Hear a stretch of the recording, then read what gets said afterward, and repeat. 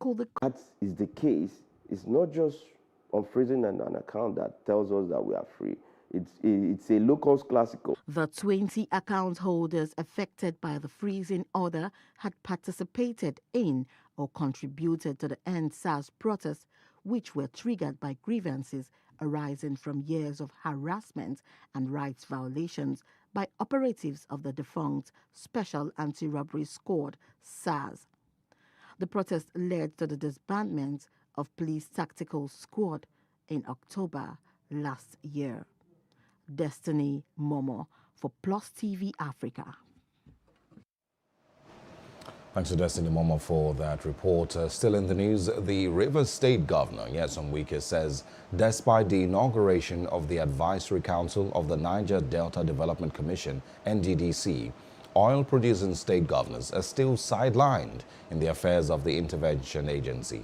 The governor noted that because the governing party dictates what happens in the NDDC, the commission now acts as a state on its own and refuses to interface with governors of the oil-producing states to strategically develop the Niger Delta region. He stated this when members of the House of Representatives Committee on NDDC, led by its chairman, Honorable Dr. Olubunmi Tunji Ojo, paid him a courtesy visit at the Government House, Port Harcourt.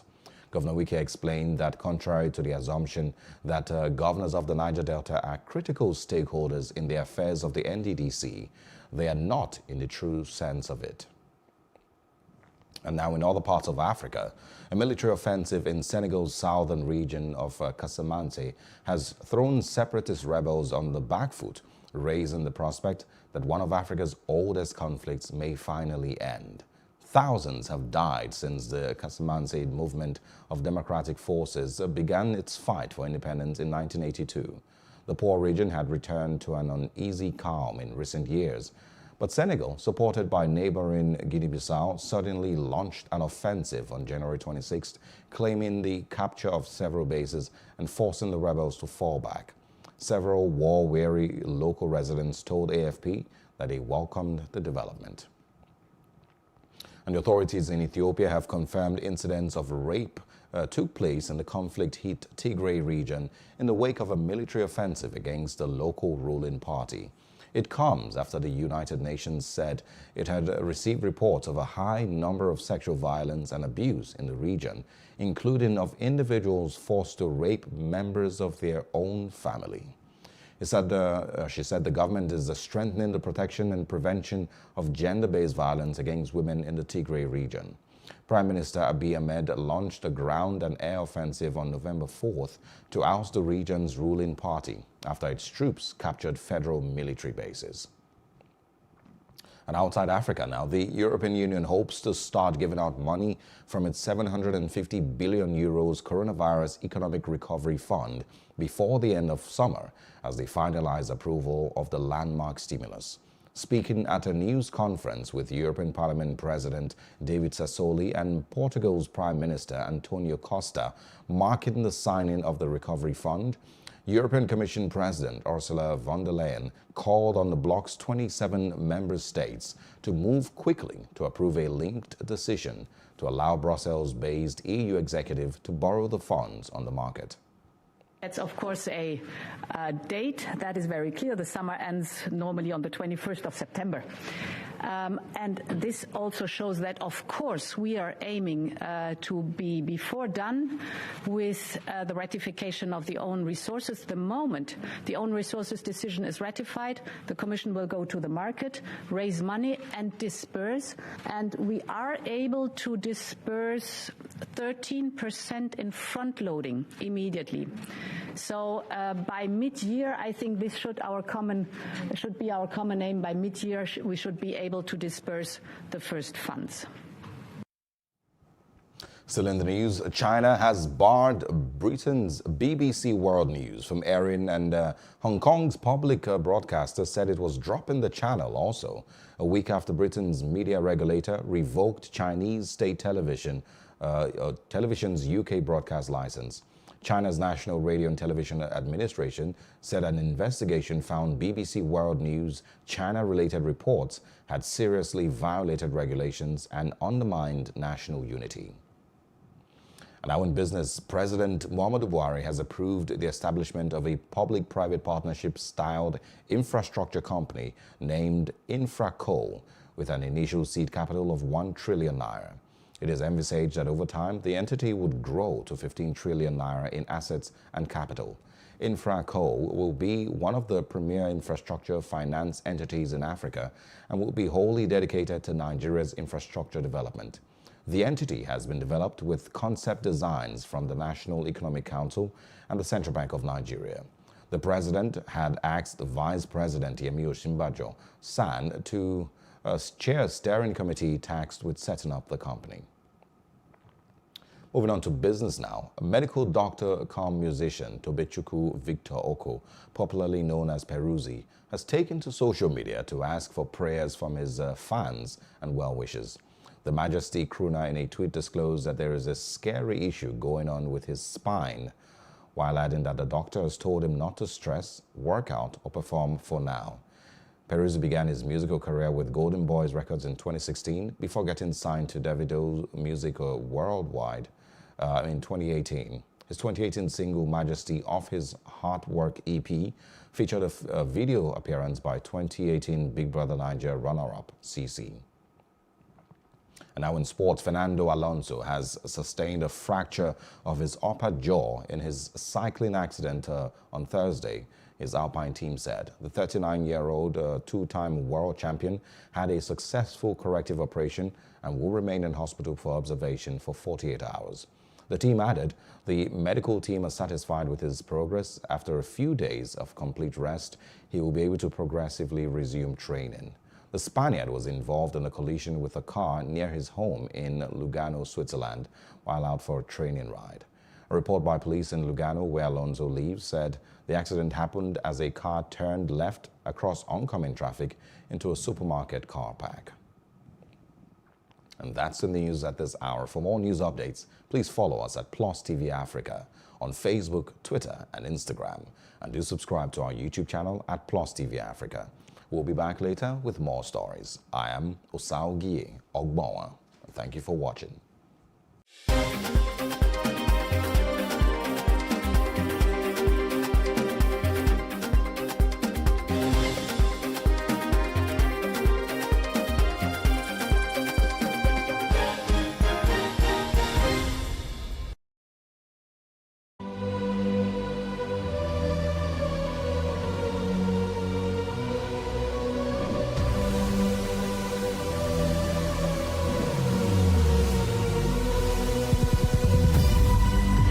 What we do not understand, we will stigmatize.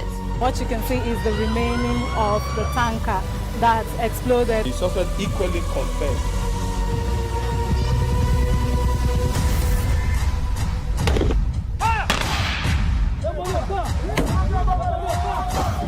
A 500 naira they collect them. If you no talk, they go beat you. Now 2,500 they pay.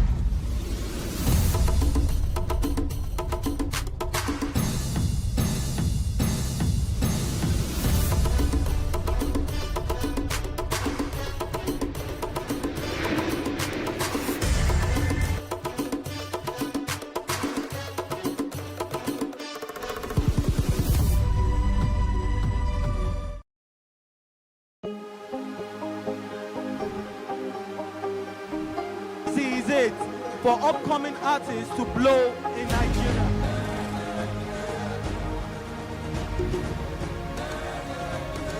Welcome to Plus Trending. I am Buki November, your host, saying thank you for joining us on today's episode. Welcome back. It's tea time on Plus TV Africa. Practice makes perfect. I'm not perfect yet, but I'm a lot better than I used to be. He's a king. He's entitled to marry 100 if he wants to.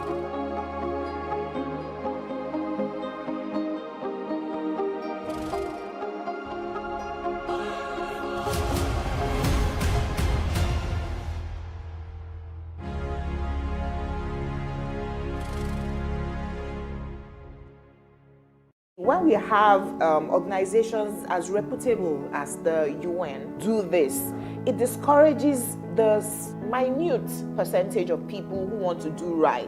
Is he aware that you're paying for electricity from your 30,000 naira minimum wage? 400 billion procurement, they will bring your own share to Ndokwa. Some contractors have made money. At the same time, Ndokwa people will still die. They will expire before they get to diseases. Yeah. It's so painful. It's exasperating, you know. Outrightly frustrating. When they actually come, look you in the face and say, we are not aware.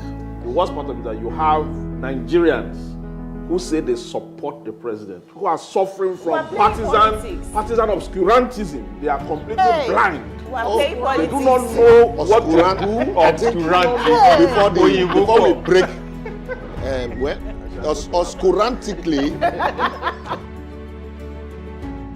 It is a great source of pride to Nigeria whenever a Nigerian in a foreign country rises to the top of their field and is recognized for good. Here are a few of such Nigerians. Oye Obolewa is the first Nigerian-born Democrat that has been elected as a shadow United States representative out of the District of Columbia. Based on the result, Oye had 82.65% of the votes, which represents 135,234 votes against Joyce Robinson Paul. Oye was congratulated by many, including the Nigeria in Diaspora Commission, NIDCOM. His father is from Kwara State and mother is from Oyo. He holds a PhD in pharmacy from the Northeastern University, Boston. He will be representing the District of Columbia under the Democratic Party. Esther Agbaje.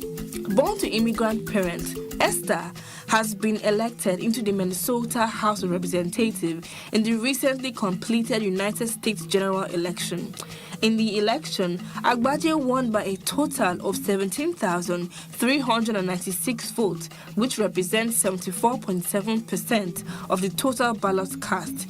She will represent District 59B in the 134-member House on the platform of the Democratic Farmer Labor Party, an affiliate of the Democratic Party. She has a degree in political science from George Washington University, Washington, D.C. Oyema Ogbuagwu.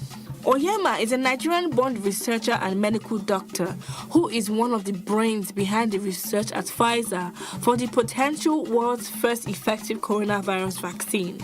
The vaccine has been tested on over 43,000 people in 6 countries and no safety concerns have been raised. Oyema is the son of a former vice-chancellor of Abia State University and a professor of sociology. He was born in New Haven in Connecticut but went to the University of Calabar in Cross River State to complete his university education in medicine. He then returned to the Yale School of Medicine to work as the director of the institution's HIV clinical trials program. After becoming a fellow of infectious diseases, he rose to the height of an associate professor of medicine at the Yale University School of Medicine, New Haven. He has worked there for 5 years, focusing on finding a cure for HIV/AIDS. Robert Shola Okoje, the Nigerian doctor who is a native of Uromi, Eson Northeast local government area of Edo State, has been inducted into the NASA Inventors Hall of Fame. Dr. Okoje is recognized globally as the leading expert on silicon carbide-based microelectromechanical systems, MEMS, for use in extreme environments. He has worked with the National Aeronautics and Space Administration, NASA, for 20 years and has 21 patents. Isaac Okoro. In the world of sports, Nigerians are also taking center stage. Isaac was the first of the 8 Nigerian players drafted into the National Basketball Association, NBA, in its 2020 draft. He was the 5th overall pick and was chosen by Cleveland Cavaliers in 2020. He was born in Atlanta, Georgia, to Nigerian parents and was a small forward, part of the USA's winning team at the 2018 Under-17 Basketball World Cup in Argentina. His parents originate and immigrated from Nigeria. Isaac played basketball for his high school in Georgia for 4 years, helping his team win the state championship and achieved national success in the senior season. He was considered a 5-star recruit by Rivals and a 4-star recruit by 24/7 Sports and ESPN, respectively. To these Nigerians and other Nigerians breaking the proverbial glass ceiling, we say, keep it up. The motherland is proud of you.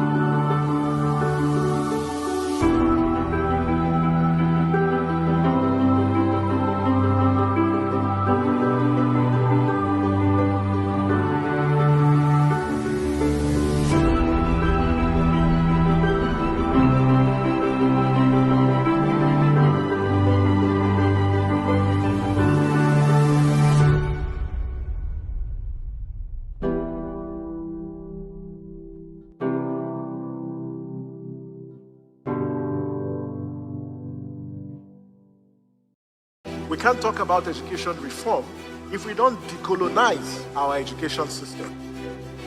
What we do not understand, we will stigmatize.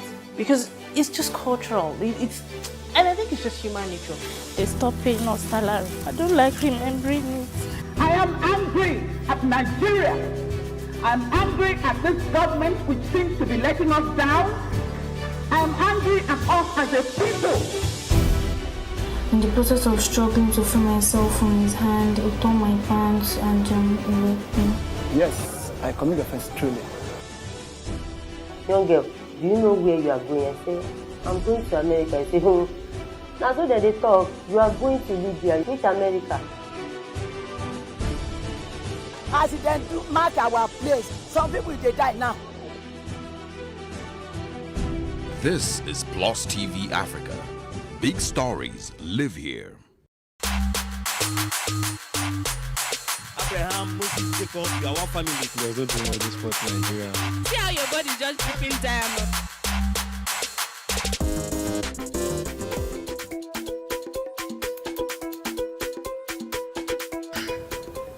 truthfully, women, we are dangerous. For real. And it happens.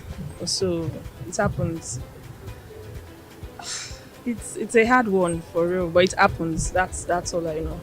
Well, from what we've been hearing, it happens maybe sometimes. I won't say it's right. However, in a situation where that happens, there's different sides to it. You know, if the man, for instance, has a good relationship with the kids, depending on their age also. For instance, you can the reaction when the kids are still like maybe age 1, age 2, age 3, is going to be different from, for instance, if the kids are like 20-something, 30-something years. In that case, life goes on. If the children are grown-ups and they still feel, oh, even if you are not their biological father, but they still feel that, oh, you are the father we know, then the relationship can continue. It's strange as it is, as it sounds, and whatever around it, everything for me is strange. You understand? I mean, it could be a fiction. It could be, I don't know, is there any reality in what you're saying, or is something that you watch on, is it African Magic now? Is it just a joke or just a play or something? Well, it depends on who the father of the child is. If he's a bad man, definitely anything can happen. Do you understand? But if he's a good person, you know, it's a very bad thing to do. There are some grounds where you can do that. Very terrible Yoruba demon. I will turn the person, and from there I will know how detailed they go, and I will trace to know the place the person come from. I will make sure that I verify, not that to chase it. The person is not a cow, is not a goat. Rather, I will train the person and I will verify to know the taproot where the person come from. That's what I can do. Yes. I will give it to them because I'm not the one that get the picking. Oh, by God's grace, that one cannot happen with me. No, he will go and find his father.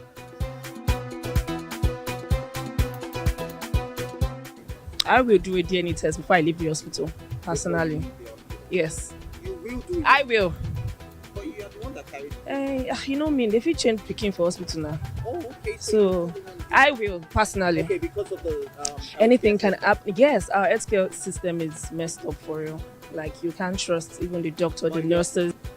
Truthfully, before I used to have this notion that if you come to me with that, we are done. After you get the results. But thinking about it now, I doubt if I'll be offended. Before you go in to marry a lady, you must first of all know who the lady is or who the man is. You know, because if the person you are going with has been an untruthful person from the beginning, you get, you know, so every other thing you build on that is going to fail. You know, but if there have been trust from the beginning, or more like, if you are sure of who you are dealing with, then I don't think there should be need for paternity test. Abraham, Moses, Jacob, you are one family. You are going to win this sport in Nigeria. See how your body just dripping diamond.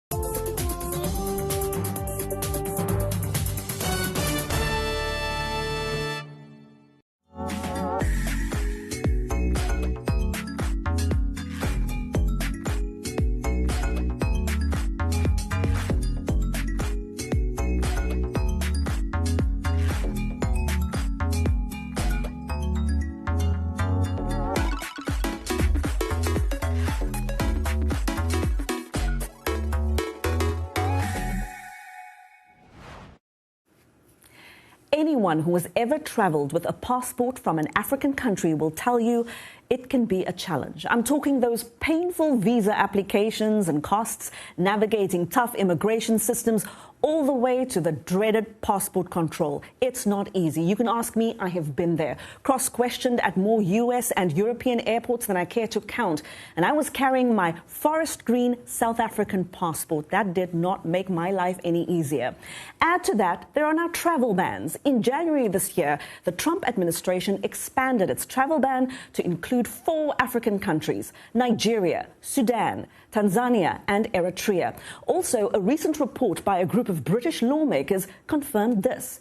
Africans are twice as likely to be denied visas to the UK than people from any other continent. So why is it so hard to travel with a passport from an African country? And how did these 4 countries end up on the receiving end of a US travel ban? Well, joining me to discuss this here in studio are some brilliant female minds. Hello, Ayenbio. Hi. Oriani Tangishaka. So also joining us is Voice of America's Nadia Taha. She's Sudanese. It's part of the reason why she's here, but she's also a producer here at the Voice of America. And Maria Bird. She's the Washington correspondent for Nigeria's Channels Television. Ladies, so nice to have you on. Thank you so much for joining us. And of course, we thank you for joining us. You can get in on this conversation on social media. You can find our handles on your screen throughout the show. Let us know why you think travel bans are targeting Africa. Well, now back to that travel ban. Now, I'm not talking about the recent one imposed on Europe because, of course, now the world has changed, hasn't it, because of the coronavirus. But we're talking about the travel bans that have really irked many in Africa. The U.S. travel ban adding now 4 African countries. The U.S. government says these travel bans are all about national security. So what does the ban entail and who exactly does it apply to? VOA State Department correspondent Nike Ching explains. The U.S. government says it is trying to step up vetting process and to better identify criminals who are trying to enter into the United States. Under the new rules, people from the affected countries will not be allowed to obtain certain types of visas. Nigerians and Eritreans will not be able to immigrate to the U.S. permanently. Tanzanian and Sudanese citizens won't be able to apply for the green card lottery. The ban does not apply to tourists, refugees, and students from the affected countries. And the American government says it simply has to mitigate all potential threats. In its view, the affected countries do not have the capability to provide the U.S. with the necessary information on travelers. This has been an issue for a long time, and now that sort of the Sudanese and Nigerians have had a chance to process this, I think Nigerians were extremely taken aback and blindsided by this. Now that they have had time to really process this, Maria, what has been the reaction amongst Nigerians? Hetty, thank you for asking. I mean, at this point, many Nigerians are extremely surprised. They're still upset about it. But we know that those Nigerians who've been following the government in the U.S.-Nigerian relations understand that this has been about a year in the making. And at some point, about a year ago, the U.S. asked for tighter restrictions on information sharing. They wanted specific things done between Nigeria and the U.S., especially to look at terrorism. And relationships and, relay it back to the audience in Nigeria. Who do they blame for this? Impact. What are you guys hearing from people on the ground about how this is going to impact them? According to Sudanese, is like Sudanese, they are well known as like very peaceful people. They never like have criminal issues. Whenever they go, they live very happy and peaceful. Especially in Arab countries, they are well known of like Sudanese people. They trust us, especially with their business and stuff. When they saw this travel ban, and U.S. is saying this is because of the criminal background or the country, like to avoid criminals to come to United States. For them, Sudanese has been a big, huge impact for them. They're saying, why us putting us in this kind of situation? Because we never had any issue with Sudanese themselves. But actually, as you know, guys, our previous government was an Islamic government. So they've been giving a lot of passport, 13,000 passport. So that's what they put us in this kind of situation, because they've been given to the previous Islamic extremist people from different countries, Syria, and they're giving people from Afghanistan, and a lot of people, like Osama bin Laden used to live in Khartoum. Yeah. So that issues like put us in a difficult situation. So. And that's part of the reason why the experts that I've spoken to have said that this ban is not a good idea, because the issues in Sudan and the issues in Tanzania and Nigeria are different. Right. And to have this umbrella kind of ban on all of these countries just isn't going to work. I mean, you said that there's potential threats, you know, in parts of Africa. The threats in Sudan are not the same as the threats in Tanzania. Right. So why would you impose the same restrictions on these two countries? And I think for Nigeria, especially the fact that family members won't be able to file for each other. What are you hearing that the impacts on families? Impact, because obviously businesses, tourists are still able to come into the country, into the U.S., assuming that they get their visa approved. But again, that's the real issue. I mean, many Nigerians have been here for many years. I mean, we have large populations in Washington, Texas, all over the country, and so we have they doctors, bring exactly. Doctors. We bring, you know, their families over to say, hey, I'm having a child, so the mother might come for a year or 2 years to come and stay, and now that's really going to impact, I think, the nucleus of the Nigerian family that exist in the U.S. And that's what makes this so difficult, even to just grasp. To me, it feeds into a narrative that anyone who is an immigrant is a burden and an automatic burden. And I think that, again, that's a role that we as the media can play in telling these individual stories so that people are seen for the contributions that they make. I think immigrants have an innate, not just ability, but a drive to go and contribute. You don't expect anything when you go into a country, especially a country like the United States. It takes wherewithal to come to America. You have to get the visa. There are many hoops you have to jump through in your home country before you get here, and it costs money. And as you said, Nigeria is one of the biggest contributor in terms of, you know, like education. They're the most educated people, so they've proved themselves to be people who can actually contribute. The U.S. has definitely, contribute. as you said, doctors, lawyers. I mean, there's a myriad of individuals that have truly contributed to the U.S. So definitely there's also unverified claims that Africans are more likely to overstay their visa, when there's data out there that actually suggests that it's Europeans who overstay their visa in the U.S. In more cases than Africans actually have. And I would love more reporting on that, because I would love to learn more about it. But Nadia, I wanted to ask you, because the visa lottery is exactly that in Sudan. It is a lottery. It is very, very difficult to get. What are you hearing from young people who want to apply for it and now can't? Actually, lottery for Sudan is like a hope for a lot of young Sudanese. Like when you graduate from school and you want to come to education here, it's very expensive. So Sudanese, they rely on the lottery. You apply 10 times, 20 times to get the lottery, and very costly. And actually, when you go to Sudan during November time, during the lottery time, everyone in the street going to get a picture for lottery picture and there is like a center to apply for lottery. Like Sudanese, they used to say, U.S. did this because of Sudanese to come, because we are peaceful people. They want us to go and help people there. So for them to find out the lottery is not there, young people I see in the social media, they say they want to cross the Mediterranean. That's the only option they have. Do they feel that this is an attack on the religion of Islam? Yeah, it's attack on religion Islam, because actually, like, politicians, they use Islam to put us in this situation. Because why are you giving foreigners passport? Yeah, I have a question also going back to how some cases the travel ban is there because they have not complied with the deportation request by the U.S., and so they end up on the travel ban. But we've seen that Ghana has actually been able to come off of the deportation, the travel ban.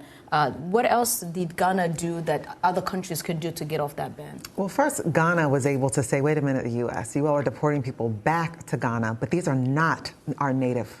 These are not people that have come from our country initially. And so they're saying, listen, as you're deporting people, we have no problem. If someone has done crime or there's a reason why they've overstayed their visa, that they need to be sent back, then we're more than happy. But we're not going to take someone from any part of Africa back into our home. So it was more of an administrative back and forth. Correct. And so what can these countries do now to get off the ban, very briefly? Well, Nigeria has stated that at this point they've already started. So prior to February, they had already started working on now whether or not that was the case, but they said they already started working on many of the things that will allow them to lift the ban, specifically looking at information sharing, bringing more restrictions around it, being able to provide better information to the U.S. So that has been done, and that's being done for, because many people, to be honest, some Nigerians are actually in favor of Trump. They feel like, he speaks the language that many Americans, exactly, and many Americans actually feel that way. They believe about Africans, and he says it. And so they have no issues. As long as they know what needs to be done,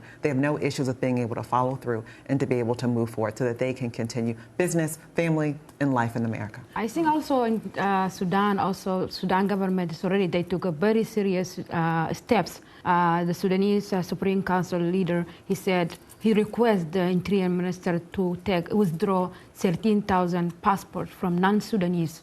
Countries are taking this seriously. I hope this conversation will be very different if we speak again about this in about a year's time. Absolutely. And well, ladies, it isn't easy for Africans to travel inside the continent either. And after the break, we'll take a look at what's being done to change that. We'll also speak to a Kenyan blogger who decided to backpack through Africa. She's going to tell us the surprising things she discovered on her travels. We'll be right back.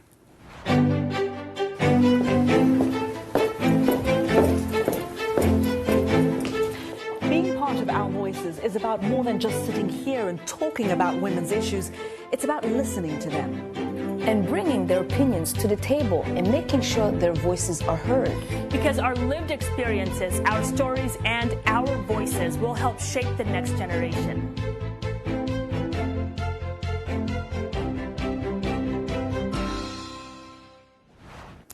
You're with Our Voices. Welcome back. Now, we've been talking about the trials and tribulations of traveling with a passport from an African country.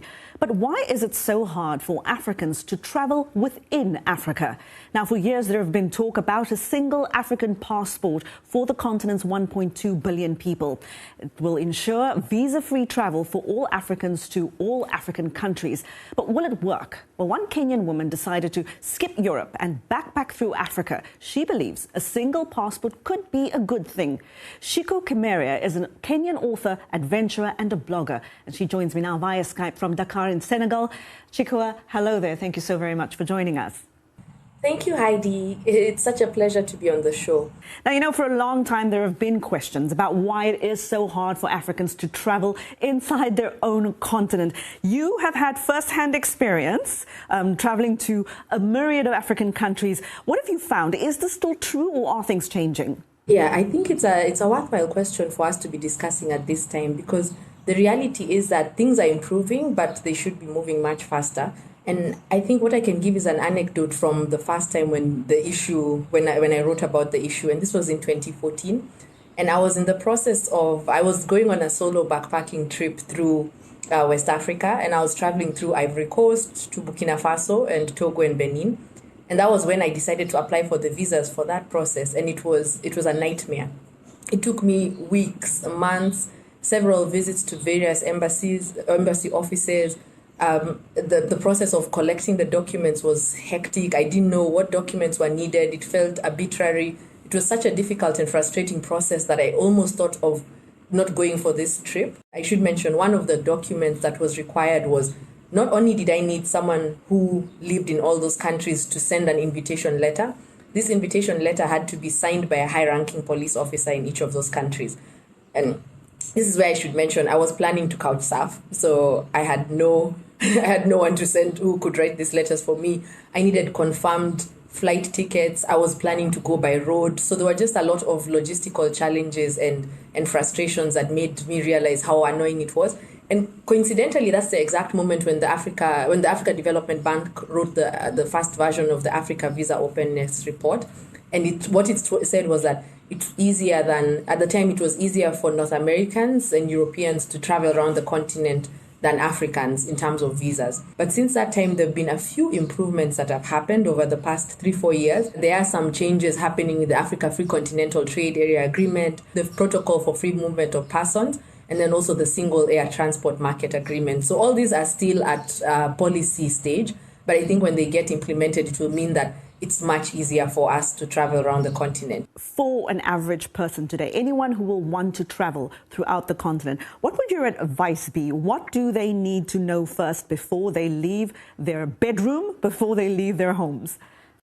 So my advice for any Africans right now looking to travel on the continent, I would say that the first thing is I would prioritize countries where, given your passport, you don't need a visa or you can get a visa on arrival. I think it just makes your life much easier if you start with the countries where your passport can actually get you entry. And the good thing is that the African Development Bank has a site, the Africa Visa Openness site, where you can put in your country information and you can see all the countries that you can go into visa-free or get visas on arrival. So I would say that would be my first advice is once you do have your passport, prioritize the countries that will let you in easily, because that will make your experience much more rewarding than trying to go through countries where any African passport can allow you to go to at least a quarter of the continent. So that's where I would say prioritize that. Before we go, one word answer, which country are you going to go see next?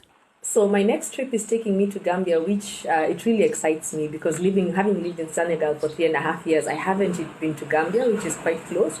And I know language-wise, in terms of Wolof, not French and English, language-wise it's quite similar to Senegal, but I also know that there's a lot of differences. So I'm quite excited about that. I've heard it's extremely beautiful. The people are very friendly. So that will be my next trip, Gambia, in a few weeks. Thank you so much for your time. And you can find out more about Shiku's adventure on her blog, The Kenyan Explorer, and also follow her on social media. Her details are right there on your screen. After the break, our panel is back. We'll talk travel bans imposed by Africa and how some African countries are moving to curb the spread of the coronavirus at airports and hotels. We'll be right back.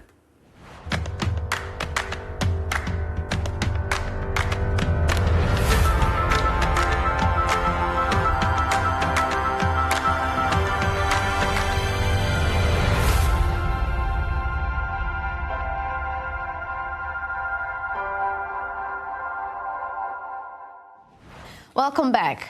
You're with Our Voices. We're discussing the idea of a single passport for all of Africa. What do you think? Will freedom of movement on the continent really work? We hit the streets of Tanzania's capital, Dar es Salaam, and ask people how they feel about a single passport for Africans. Here's what they had to say.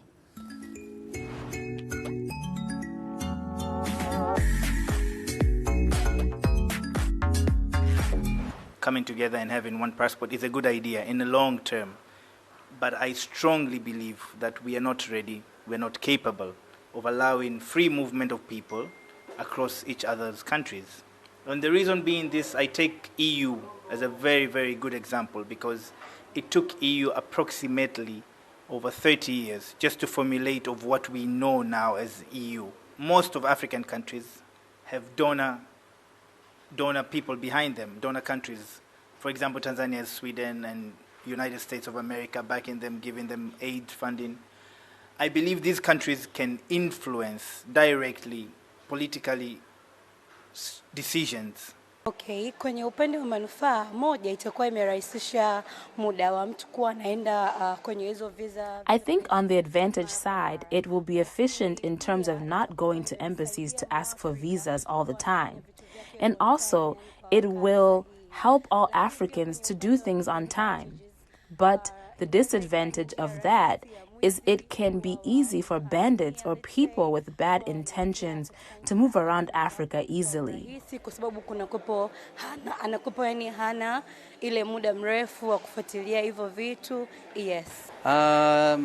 look on the business side, it will be a big thing. People will be able to move around Africa to do business and to learn new things. It will help to grow countries and the whole African continent. So now we know there what the people of Tanzania think about a single passport for Africa. And joining us for this part of the conversation is our colleague, Paul Ndio. Paul is our tech reporter here at the Voice of America. But we have him on today because he knows just about everything there is to know about traveling around Africa, as his reporting has taken him all around the continent and many parts of the world. Paul, welcome to the show. Thank you for having me. I want to put this question to you and to all of you here. Do you think that the idea of a single passport for Africa is a good idea? Do you foresee challenges? How do you see this playing out? I think it's a good idea. When I look at the example of the East Africa community, where there is an actual East Africa tourism visa, which is eventually going to be an East Africa passport, it's very free to move around East Africa. You have the 3 countries where you can actually go from for Kenya, Uganda, and Rwanda with just one visa. And things like that are very good for tourism. And it's very, very popular, and that's why I think that it would be a good idea. But honestly, Haiti, I'm of two minds, because I just think that to roll something like that out on a large scale would be really, really difficult. I think it's a terrific idea. I think the West African countries have done it, and they have succeeded. You don't need multiple visas to get to anywhere in West Africa. So East Africa is borrowing from that idea. Southern Africa, through SADC, they also have something similar to that. So I think it's a terrific idea. I think, it's a great idea for Africans to travel around with the same passport, and it will not help. Like, if you look at my visa, my passport, before I come to United States, I was having like almost 10 visas from different countries. And I was telling Ayan, like some country, when they know you're a journalist, they will not give you a visa forever, even if they know that you're African. So to get one single passport, travel around Africa, I want that. Really. Sudanese and a journalist, you just can't win. Nowhere. Like, especially with this green one, nowhere. So it's fascinating. We have all our passports here on the table. That's right. If all of this goes away and we have one single passport, that really will be something to behold, because we see it in Europe too, that, most European countries, or those part of the EU, have already done that. Could we do the same for the AU? My response is, look, we'll have to wait and see. I think on paper it sounds like a great idea. I worry for places like South Africa. Our leaders might think this is wonderful and this could work, but I wonder, especially where xenophobia is so rife. I want to give people the benefit of the doubt as well also, but I just worry how accepting are citizens going to be of this freedom of movement, and that's just something. And how willing are each government willing to work for this passport? Because we talk about the East Africa passport. South Sudan has been struggling to get on board for a lot of different reasons. So. That's true. I mean, there's a lot of financial reason that comes with it, and when you think about the things that the countries will lose in terms of the incomes that they were getting from those visas, so if you have a passport, and I think that some countries, it's a legitimate concern in terms of losing economically. How times have changed, people. Europe is now under a travel ban from the United States. Whoever thought we would see the day? And although, it's just 30 days, so this is not long. I mean, ask African countries about being on travel bans for way longer than that and have to really work to get off it. But Paul, you are originally from Uganda. That country has placed a travel ban on 16 countries. Many from Europe. I mean, that's pretty bold. Well, I think it speaks to the kind of vigilance that you see across Africa. I think Uganda has taken a step. They don't want people bringing coronavirus into the country. And I was just in West Africa, Ghana, Nigeria. To be honest with you, I felt more secure out there than when I came back to the United States. I was tested at both airports. You could not get in without being tested. The scanners. Right. So I come here. I didn't even interact with anybody. I just walked through the border post at the airport. At the airport, and I didn't interact with anybody. So I felt more safe over there. Nobody took your temperature? Absolutely zero. Here in the U.S.? Here in the U.S. On the plane, we had masks on, but landing, nobody had a mask. So I was like, it's funny because Paul was actually telling me that when he landed in the U.S., he had a mask on and he had gloves and stuff, and then he came and he saw no one else had that on. I took it off and just stuck it in my pocket. But Paul, you're right. The example of Uganda is also similar across even in Burundi. They have actually said that 7 countries, including France, Germany, Italy, Japan, and all the other countries, that once they land on the ground in Burundi, they must be quarantined for 14 days. So I think you're right. African countries are really becoming very strict. Because when you think about it, they don't have a health care system that can sustain this kind of... Actually, Paul, you just came back from there. How are they handling, like West Africa, Nigeria, Ghana? How are they handling the coronavirus situation there exactly inside the country? I mean, I was remarkably impressed by Nigeria, the first case of coronavirus. When the person landed in Lagos, they were able to track, not just track his movements, but they were able to actually go and literally pick every single person that he interacted with. So they were able to quarantine those people. Had it not been for them testing at the airport, I don't think they would have been able to get that person. So, and that speaks to, in terms of preparedness, I think they are very, very much aware because of they've dealt with this before, Ebola. And could it just be that Africa is prepared for a pandemic because we've gone through it so many times? The fact that Ebola didn't end up being as widely spread as it did really speaks to the fact that